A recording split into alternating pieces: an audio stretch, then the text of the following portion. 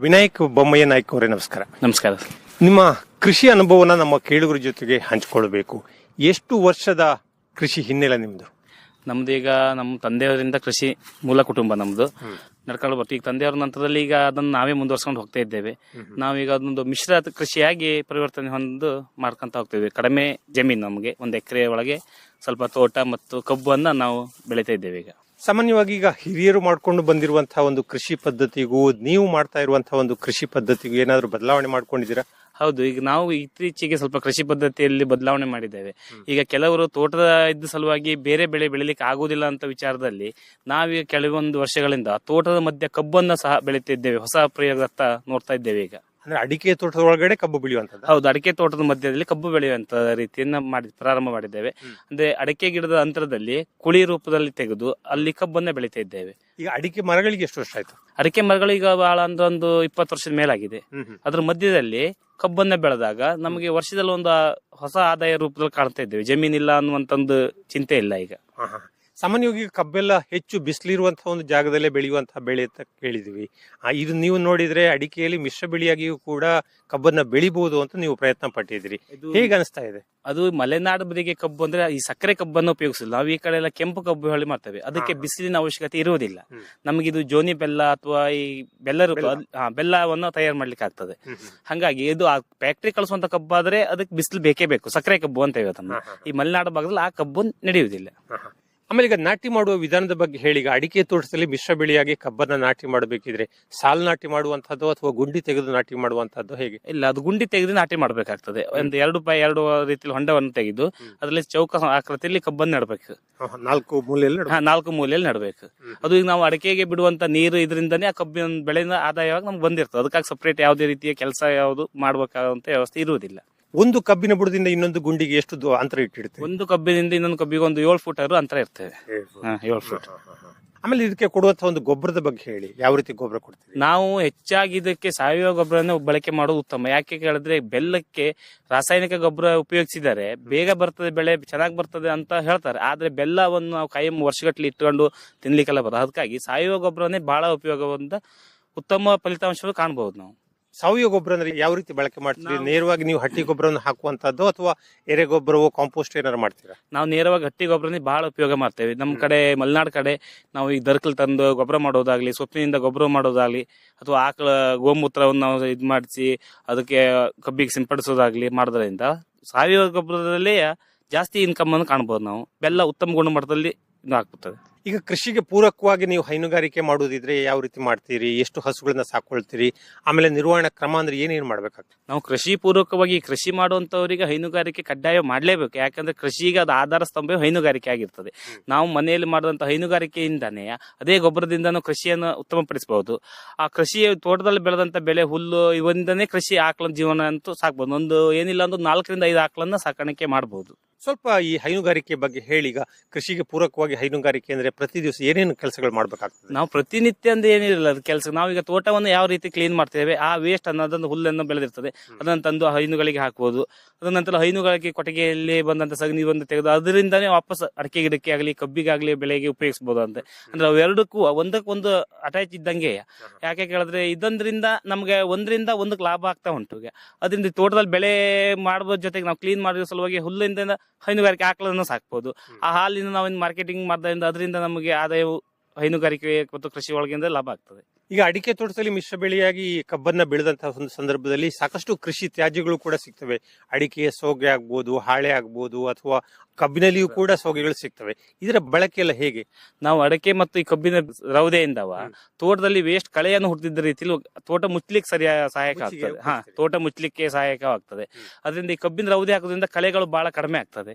ಕೆಲಸವು ಬಹಳ ಕಡಿಮೆ ಆಗ್ತದೆ. ಆವಾಗ ಕಳೆಗಳಿಂದ ಸ್ವಲ್ಪ ತೋಟ ರಕ್ಷಣೆ ಮಾಡ್ಕೊಳ್ಬಹುದು.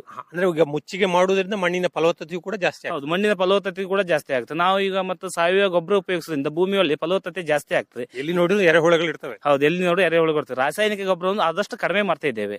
ರಾಸಾಯನಿಕ ಗೊಬ್ಬರದಿಂದ ಸ್ವಲ್ಪ ದೂರ ಇರುವ ಸಲುವಾಗಿ ಸಾವಯವ ಗೊಬ್ಬರದತ್ತ ಜಾಸ್ತಿ ಇದು ಮಾಡ್ತಾ ಇದ್ದೇವೆ. ಈಗ ನಿಮ್ಮ ಹಿರಿಯರು ಕೃಷಿ ಮಾಡುವಂತಹ ಸಂದರ್ಭದಲ್ಲಿಯೂ ಕೂಡ ರಾಸಾಯನಿಕ ಬಳಕೆ ಮಾಡಿದ್ರು ಅಥವಾ ಹಟ್ಟಿ ಗೊಬ್ಬರದಲ್ಲೇ ನಿರ್ವಹಣೆ ಮಾಡ್ತಿದ್ರು? ಹಿರಿಯರು ಹಟ್ಟಿ ಗೊಬ್ಬರದಲ್ಲಿ ನಿರ್ವಹಣೆ ಮಾಡಿದ್ರು. ಅದ್ರ ನಂತರದಲ್ಲಿ ನಾವು ಸ್ಟಾರ್ಟಿಂಗ್ ನಲ್ಲಿ ರಾಸಾಯನಿಕ ಗೊಬ್ಬರ ಬಳಕೆ ಮಾಡಾಯ್ತು. ಬಳಕೆ ಮಾಡೋದು ಪ್ರಯೋಜನ ಇಲ್ಲ ಅಂತ ಬಂದಾಗ ಹಿರಿಯರು ಹಾಕೊಟ್ಟ ಮಾರ್ಗದರ್ಶನ ಹೋಗುವ ಹೇಳಿ ಹೈನುಗಾರಿಕೆ ಜೊತೆಗೆ ರಾಸಾಯನಿಕ ಗೊಬ್ಬರಗಳನ್ನು ಉಪಯೋಗ ಮಾಡ್ಕೊಂಡು ಹಟ್ಟಿ ಗೊಬ್ಬರದಿಂದ ತೋಟಗಳನ್ನು ನಿರ್ವಹಣೆ ಮಾಡ್ತಿದ್ದೇವೆ ಈಗ. ಅಂದ್ರೆ ಈಗ ರಾಸಾಯನಿಕ ಗೊಬ್ಬರವನ್ನೇ ಜಾಸ್ತಿ ಬಳಕೆ ಮಾಡಿದ್ರೆ ಯಾವ ರೀತಿಯ ಒಂದು ದುಷ್ಪರಿಣಾಮ ಉಂಟಾಗುತ್ತೆ? ರಾಸಾಯನಿಕ ಗೊಬ್ಬರ ಬಳಕೆ ಮಾಡ್ದಲ್ಲಿಂದ ನಮಗೆ ನಾವು ಈ ಬೆಲ್ಲವನ್ನು ಮಾಡಿದಾಗ ಹೈನುಗಾರಿಕೆ ನಮ್ದು ಕಬ್ಬಿನಲ್ಲಿ ಬೆಲ್ಲ ಮಾಡಿದಾಗ ಅದು ಬಹಳ ದಿವಸ ಇಡ್ಲಿಕ್ಕೆ ಬರುವುದಿಲ್ಲ, ಬಹಳ ಬೇಗ ಕೆಡುತ್ತದೆ.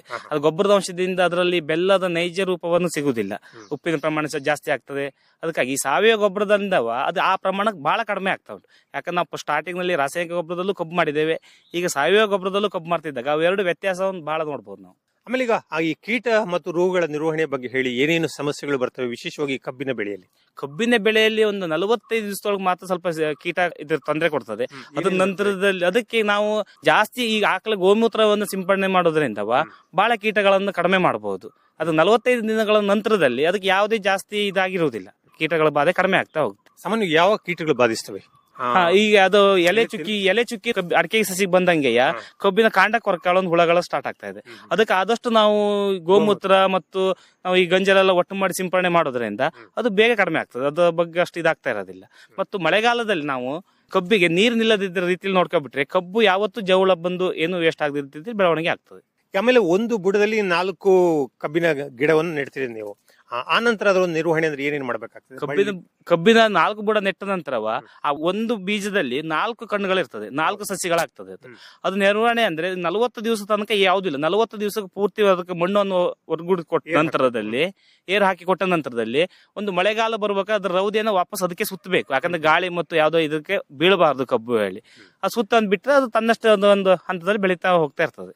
ಆಮೇಲೆ ಈಗ ಅರಿಶಿನ ಕೃಷಿಯ ಬಗ್ಗೆ ಹೇಳಿ. ಈಗ ಅಡಿಕೆ ತೋಟದಲ್ಲಿ ಮಿಶ್ರ ಬೆಳೆಯಾಗಿ ಬೆಳೀತೀರಾ ಅಥವಾ ಪ್ರತ್ಯೇಕ? ಇಲ್ಲ, ಅಡಿಕೆ ತೋಟದಲ್ಲಿ ಮಿಶ್ರ ಬೆಳೆಯಾಗಿ ಬೆಳಿತೇವೆ. ಅರಿಶಿನ ನಮಗೆ ಯಾವುದೇ ರೀತಿಯಲ್ಲಿ ಸಂಪೂರ್ಣ ಲಾಭದಾಯಕವಾದಂತ ಬೆಳೆ. ಅದಕ್ಕೆ ಯಾವುದೇ ಕೀಟ ಬಾಧೆ ಆಗಲಿ, ಯಾವುದೇ ಗೊಬ್ಬರಗಳಾಗಲಿ, ಯಾವುದೇ ಅವಶ್ಯಕತೆ ಇರಲ್ಲ. ತೋಟದ ಒಂದು ಫಲವತ್ತತೆ ಮಣ್ಣಿಗಾಗಿ ಅದು ತಾನಾಗೆ ಬೆಳ್ಕೊಂಡು ಬರುವಂತ ಲಾಭದಾಯಕ ಬೆಳೆ ಅಂದ್ರೆ ಅರಿಶಿನ ಇರ್ತದೆ. ಯಾವ ರೀತಿ ಮಾಡ್ತೀರಿ ಕೃಷಿ? ನಾವು ಅರಿಶಿನವನ್ನು ಅಡಿಕೆ ತೋಟದ ಬಣ್ಣದ ಮಧ್ಯದಲ್ಲಿ ಒಂದು ಅವಳೆಯನ್ನು ಹೊಡೆದು ಅದರಲ್ಲಿ ಸಸಿಯನ್ನು ನಾಟಿ ಮಾಡ್ತೇವೆ. ಎತ್ತರ ಸಸಿಯನ್ನು ಗಡ್ಡೆಯನ್ನು ನಾಟಿ ಮಾಡ್ತೇವೆ. ನಾಟಿ ಮಾಡಿ ಒಂದು 20-22 ದಿವಸ ಆದಂತ ಮೊಕ್ಕೆ ಬಂದ ನಂತರ ಒಂದ್ಸಲ ಮಣ್ಣು ಗೂಡಿಸ್ಕೊಟ್ಟ ನಂತರ ಅದಕ್ಕೆ ಯಾವುದೇ ರೀತಿಯ ಎಕ್ಸ್ಟ್ರಾ ಗೊಬ್ಬರವಾಗ್ಲಿ ಮತ್ತೆ ಏನಿದಿರೋದಿಲ್ಲ. ತೋಟದಲ್ಲಿ ಬಿಡುವಂತ ನೀರಿನ ವ್ಯವಸ್ಥೆಯಿಂದನೇ ಅದು ಫಲವತ್ತತೆಯಾಗಿ ಬೆಳೀತಾ ಬರ್ತಾ ಇರ್ತದೆ. ಅರಿಶಿನ ಬೆಳೆಯಲ್ಲಿ ಈಗ ಹೆಚ್ಚು ನೀರಾದ್ರೆ ಬುಡ ಕೊಳೆಯುವಂತಹದ್ದು ಅಥವಾ ಕಾಂಡ ಕೊರೆಯುವಂತಹ ಒಂದು ಹುಳದ ಸಮಸ್ಯೆ ಎಲ್ಲ ಬರ್ತದೆ. ಅರಿಶಿನ ಬೆಳೆಯಲ್ಲಿ ಕೊಳೆಯ ರೋಗ ಅಥವಾ ಕಾಂಡ ಕೊರಕೆ ಯಾವ್ದು ಬರುವುದಿಲ್ಲ. ಯಾಕೆ ಕೇಳಿದ್ರೆ ಅಡಿಕೆ ಗಿಡದಲ್ಲಿ ನಾವು ಜಾಸ್ತಿ ನೀರಂದ್ರೆ ಈಗ ಜೆಟ್ ಹಾಕಿದಾಗ ಬಹಳ ನೀರು ಬಂದಾಗ ಅದೊಂದು ವಾರದಲ್ಲಿ ಒಂದ್ ಸ್ವಲ್ಪ ನೀರು ಕಡಿಮೆ ಮಾಡ್ತೇವೆ ಅದಕ್ಕೆ. ಅದೇ ಒಂದು ಮಣ್ಣಿನ ತೇವಾಂಶದಿಂದ ಅದು ಬಹಳ ಬೆಳ್ಕೊಂಡು ಬರ್ತದೆ. ಬಿಟ್ರೆ ರೋಗಗಳು ಬಹಳ ಕಡಿಮೆ ಅದಕ್ಕೆ.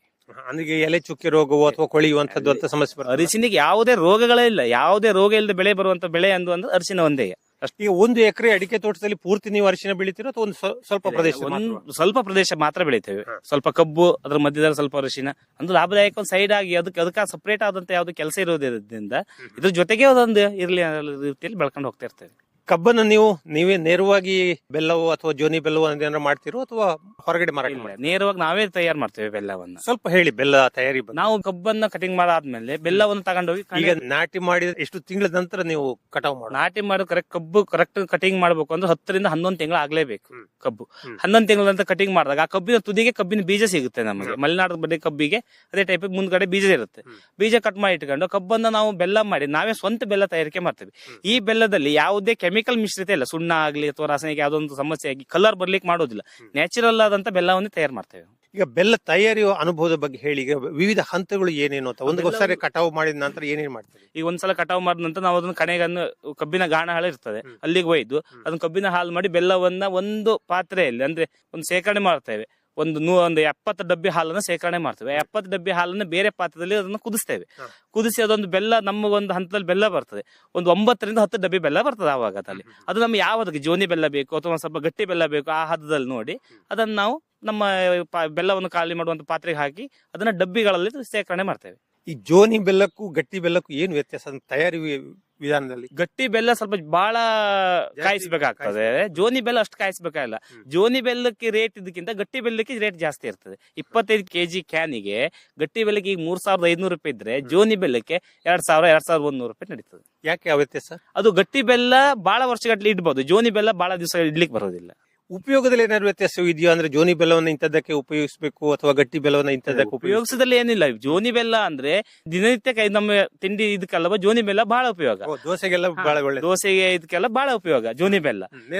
ನೇರವಾಗಿ ಗಟ್ಟಿ ಬೆಲ್ಲ ಆದ್ರೆ ಅದನ್ನ ಗಟ್ಟಿ ತಂದು ಮತ್ತೆ ತೆಳು ಮಾಡ್ಕೊಂಡು ಕೆಲವರು ಉಪಯೋಗಿಸ್ತಾರೆ. ಈ ಮಲೆನಾಡು ಭಾಗದಲ್ಲಿ ಬಹಳ ಉಪಯೋಗನೇ ಗಟ್ಟಿ ಬೆಲ್ಲನೇ. ಅಂದ್ರೆ ಈಗ ಪಾಯಸಕ್ಕೆ ಅಥವಾ ಬೇರೆ ಸ್ವೀಟ್ ಮಾಡೋದಿದ್ರೆ ಗಟ್ಟಿ ಬೆಲ್ಲನೇ ಉಪಯೋಗಿಸ್ತಾರೆ. ಆಮೇಲೆ ಈಗ ಕೆಲವೊಂದ್ ಸಾರಿ ಬೆಲ್ಲ ಮಾಡುವ ಸಂದರ್ಭದಲ್ಲಿ ಒಂದಷ್ಟು ಸುಣ್ಣ, ತಿಳಿ ನೀರು ಹಾಕ್ತಾರೆ ಅಂತ ಹೇಳಿದ್ರೆ ಯಾಕೆ ಅದು? ಅದು ಬೆಲ್ಲದ ಕಲರ್ ಅನ್ನ ಚೇಂಜ್ ಮಾಡೋ ಸಲುವಾಗಿ ಸುಣ್ಣ ಮತ್ತು ಬೇರೆ ತಿಳಿ ನೀರನ್ನ ಹಾಕಿ ಉಪಯೋಗಿಸ್ತಾರೆ. ಆದ್ರೆ ನಮ್ಮ ಮಲೆನಾಡು ಭಾಗದಲ್ಲಿ ಯಾವುದನ್ನು ಉಪಯೋಗಿಸುದಿಲ್ಲ. ಕೆಲವರು ಕಲರ್ ಬೇರೆ ಕಲರ್ ಬರ್ತದೆ ಗದ್ದೆ ವಾತಾವರಣದಲ್ಲಿ. ಇದೆ ರಾಸಾಯನಿಕ ಗೊಬ್ಬರದಿಂದ ಮೇನ್ ಹೊರತ ಬರುವುದೇ ಕಲರ್. ಬೆಲ್ಲ ಕಪ್ಪು ಕಲರ್ ಬರ್ತದೆ. ಬಹಳ ರಾಸಾಯನಿಕ ಗೊಬ್ಬರ ಹೆಚ್ಚಾಯ್ತು ಅಂದ್ರೆ, ಯೂರಿಯಾನೇ ಹೆಚ್ಚು ಪ್ರಮಾಣ ಆಯ್ತು ಅಂದ್ರೆ ಬೆಲ್ಲ ಫುಲ್ ನೊರೆ ಬರ್ತದೆ ಮತ್ತು ಕಪ್ಪು ಕಲರ್ ಬರ್ಲಿಕ್ಕೆ ಹೋಗ್ತದೆ. ಆ ಕಪ್ಪು ಕಲರ್ ತಿಳಿ ಮಾಡ್ಲಿಕ್ಕೆ ಸುಣ್ಣವನ್ನು ಉಪಯೋಗಿಸ್ತಾರೆ. ಅವು ಬಹಳ ದಿನ ಇಡ್ಲಿಕ್ಕೆ ಬರಲ್ಲ, ಬೇಗ ಕೆಡುವಂತ ಲಕ್ಷಣಗಳು ಇರ್ತದೆ. ಈ ಜಾಸ್ತಿ ಸಮಯ ದೀರ್ಘಕಾಲ ಇದನ್ನ ಉಳಿಸಬೇಕು ಅಂದ್ರೆ, ಅದರ ಕೆಡದ ಹಾಗೆ ಉಳಿಸಬೇಕು ಅಂದ್ರೆ ಏನ್ ಮಾಡ್ಬೇಕು? ನಾವು ಅದನ್ನ ಕೆಡದ ಹಾಗೆ ಬಹಳ ದಿವಸ ಉಳಿಸಬೇಕು ಅಂದ್ರೆ ಕೆಲವೊಂದು ಕಬ್ಬಿನಲ್ಲಿ ಇರ್ತದೆ. ನಾವು ಕಬ್ಬನ್ನ ಮತ್ತು ಈ ರಾಸಾಯನಿಕ ಗೊಬ್ಬರ ಉಪಯೋಗಿಸಿದಂತ ಕಬ್ಬನ್ನ ನೋಡಿ ರೈತರಿಂದ ಬೆಲ್ಲವನ್ನು ಖರೀದಿ ಮಾಡಿದಾಗ ಅದು ವರ್ಷಗಟ್ಟಲೆ ಬೆಲ್ಲ ಇಟ್ಕೊಂಡು ತಿನ್ಲಿಕ್ಕೆ ಬರ್ತದೆ. ಈಗೊಂದು ಮಾರ್ಕೆಟ್ ನಲ್ಲಿ ಏನಾಗಿದೆ ಅಂದ್ರೆ ಎಲ್ಲರೂ ಬೇಗ ದುಡ್ಡು ಮಾಡೋ ಸಲುವಾಗಿ ಕಲ್ಲರಿಗೆ ಕೆಮಿಕಲ್ ಹಾಕ್ತಾರೆ, ಅದಾಕ್ತಾರೆ, ಮಾರ್ಬಿಡ್ತಾರೆ, ಬೇಗ ಕಾಣ್ತದೆ. ಬೆಲ್ಲ ಕಂಡಂಗೂ ಬೆಲೆ ಜಾಸ್ತಿ. ಬೆಲ್ಲ ಅಂದ್ರೆ ಗೋಲ್ಡ್ ಕಲರ್ ಕಾಣ್ತು ಅಂದ್ರೆ ಅದಕ್ಕೆ ಹೈ ರೇಟ್, ಆದ್ರೆ ಇಡಲಿಕ್ಕೆ ಬರೋದಿಲ್ಲ. ಆಮೇಲೆ ಇದಕ್ಕೆ ಕೆಲವರು ಸರಿ ತುಳಸಿನೋ ಅಥವಾ ಬೇರೆ ಏನಾರು ಹಾಕ್ತಾರ? ಇಲ್ಲ ತುಳಸಿ ಎಲ್ಲ ಹಾಕೋದಿಲ್ಲ. ನಮ್ಮ ಇದ್ರ ಕಡೆ ಎಲ್ಲ ತುಳಸಿ ಎಲ್ಲ ಕಡಿಮೆ.